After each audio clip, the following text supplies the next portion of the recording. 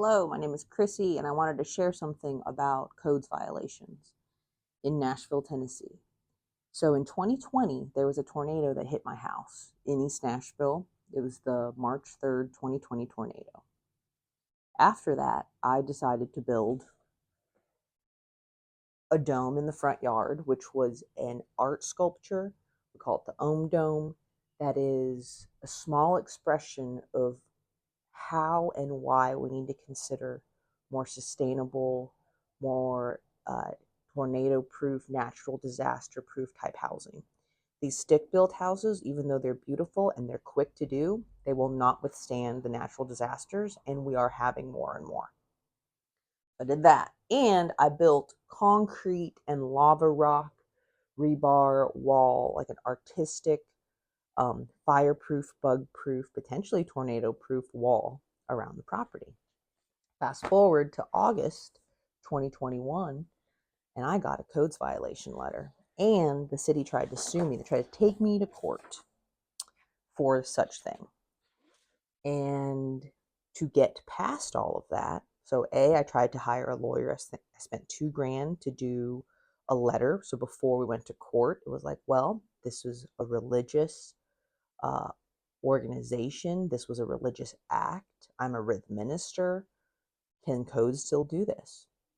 And they were claiming that the violations were the setback, the material, and it's on the right of way. These little nuanced things. For example, my property is on two alleys. It's not a street. The right of way, does it apply to an alley? Also, material. They're saying the fencing material is not approved. It's not wood. It's not metal. It's not chain link. However, when you look at the codes, it says synthetic material is approved. Basalt, concrete is all synthetic. But it took 2 years to fight this. And I did it pro se because hiring that lawyer and writing the letter, I spent $2,000 and it didn't do anything. He wrote a good letter, and ironically enough, he used to work for codes before he went into private practice. But that didn't work. And I think what really was behind all of this, and the inspector, I don't even know if he still works for the city, but his name was Nathan Barlows.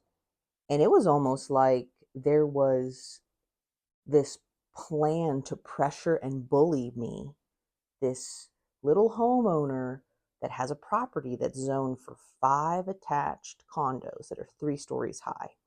And at the time, there were a lot of developers circling around this whole area wanting to bully people. Now, I'm a young, aggressive, like, you can't do that to me.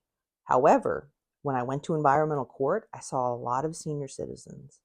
They can't fight in the same way that us young people can with technology, with Twitter, with all these types of platforms. And unfortunately, I could see how a scenario like this, how overwhelming it could be, the fees that pile up day after day, these senior citizens just get taken advantage of. Environmental court, look into it. And oftentimes it's developers that are saying, oh, codes violation here, they have people on the inside. Maybe they get a kickback or something. There's something fishy going on. And the lawyer that I did hire who worked for codes prior to going to private practice, he said he saw the same thing happen. He confirmed off record that these were the types of things that happen. Developers will bully people out of their property through codes violations. And knowing that, if you have the opportunity to help, to fight, do it. I was really, really overwhelmed by this process, and it took several years. And I considered selling.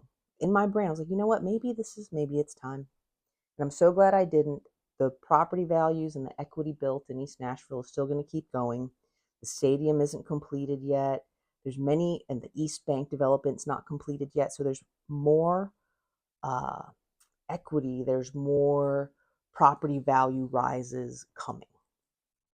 However, I really wanted to share that all of this went away literally, like we were neck and neck. There was There was no forward. And then all of a sudden, years later, I get an email from Mr. Bill Penn. I don't know if he works there anymore, but he basically apologized in that email.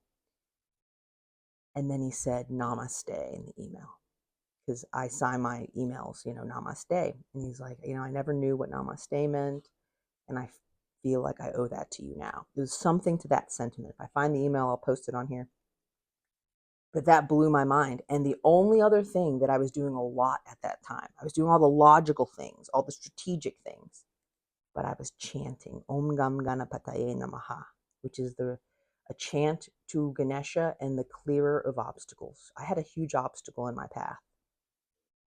And it doesn't mean that only chanting works. It means it is the holistic combination of it all.